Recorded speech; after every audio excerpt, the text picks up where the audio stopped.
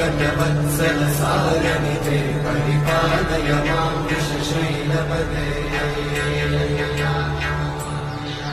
अतिवेलतया तव दुर्विषहैरनुवेलकृतैरपराधशतैः हरितं त्वरितं वृषशैलपदे परया कृपया परिपाहि हरे अधिवेङ्कटशैलमुदारमते जनताभिमतादिकदानरता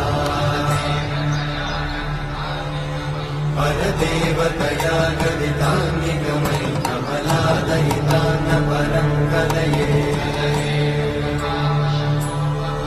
कलवेणुरमावशकोपवधूषणकोटिवृतात् स्मरकोटि